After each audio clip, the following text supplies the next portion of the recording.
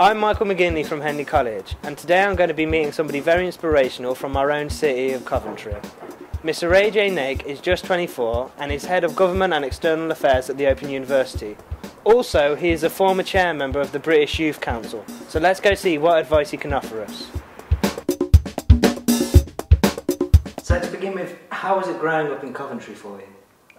Good question, Michael. It was very odd, actually. I mean, it was wonderfully sort of supportive. Really enjoyed it. I suppose you never really think about what it's like growing up in Coventry until you leave Coventry, you know, and you sort of see other parts of the world and you see other cities and you see how other people grew up.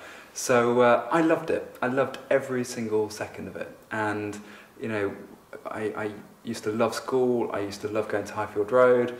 I used to love going into town. I used to love sort of see my mates.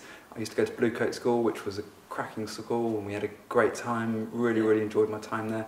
And I love still living in Coventry, you know. And so sometimes we always beat ourselves up about Coventry, and we always think, you know, it's boring, or there's nothing to do, or you know, there's not enough for us, or whatever. But actually, if you think about what Coventry's really got in terms of its assets, in terms of what it is, in terms of where it is, and where it's situated in terms of the country as a whole, it's a phenomenal place, right? And we've got wonderful sport, we've got wonderful entertainment, we've got wonderful people.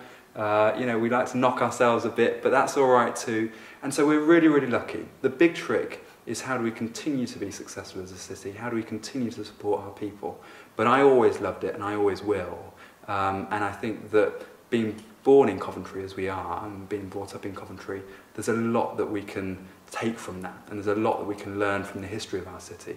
So I think we're incredibly lucky to have the roots and have the foundations that we do. Cheers for that. So when you were growing up, what exactly were your aspirations and inspirations that drove you to achieve? That's a good question.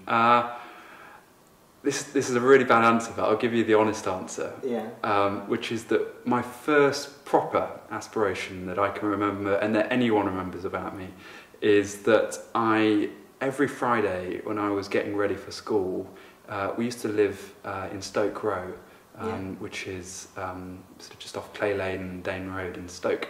And I used to look out of my little bedroom window at the front of the house, and every Friday morning you'd see the dustbin men, and you know, they'd stop all the traffic and they would sort the bins out, and they had this huge big van and it had a big flashing light and all that. I just thought, bloody hell, that looks like pretty good fun.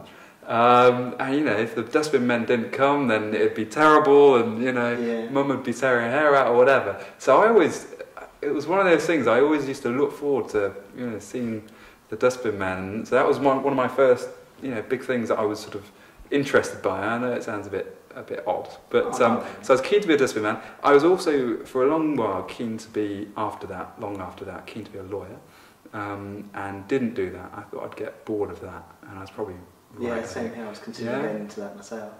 And what do you think about now? Well, hopefully my big dream is to become a director, produce my own materials and so on. Great. Much more interesting than being a lawyer, right? So, so you know, I think ultimately what we've got to do, and what, you know, you and I have both got to do, is just work out what inspires us, what we enjoy, what turns us on. And if that isn't being a lawyer, then you know, it's about finding something else.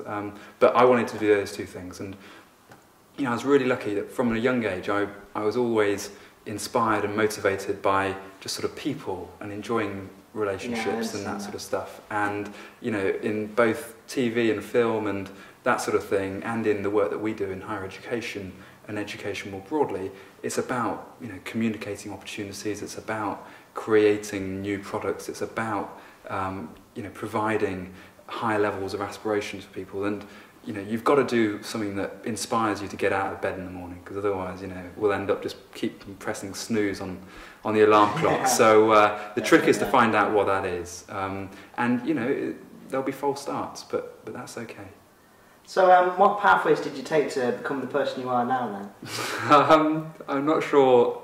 I mean, you know, I obviously have these conversations, and you know, I'm really lucky to be able to do the things that I'm doing today, and I'm incredibly fortunate and really, really grateful for all the opportunities that I've had. I suppose the key things that I would say in terms of just lessons that I've learned, if you like, are that I think I'd give you two big ones.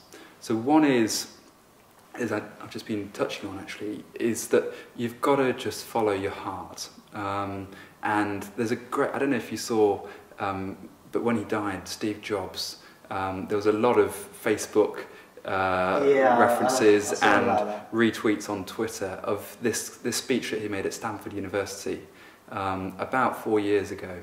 And in that speech, he said, follow your heart and your intuition, because somehow it already knows what you want to become. And you know, if we do stuff just for the sake of doing it, or because other people tell us to, or because the cash suggests that we should, we're never going to be entirely satisfied. So following your heart, following your intuition, following what you enjoy, exactly like what you're doing, Michael, in terms of film and television, I think is absolutely critical. I suppose the second one is also, you know, is a pretty obvious one, which is, you know, just keep being audacious, keep being ambitious, keep being hungry, keep being determined, keep asking the silly question, and keep you know, being confident in what you can do. And you know, until I was probably about your age, I was dead quiet. You know, I was really shy, all that sort of stuff.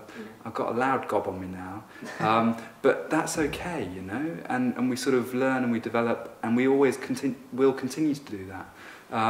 But have confidence in yourself, you know, because there is something in you that is unique about you and that makes you distinctive, and that everyone will say, I love Michael's smile, or I love Michael's hair, or I love his sense of energy, or I love his, you know, passion for music, or whatever it is. Yeah, and there is something special about each and every person, you know, in this room and in that conference that everyone's at today. So it's important that people try and work out what that is and build on that, develop that, and find what that wants them to do. Find that where that leads them. And I think if you do that, you're not going to go far wrong.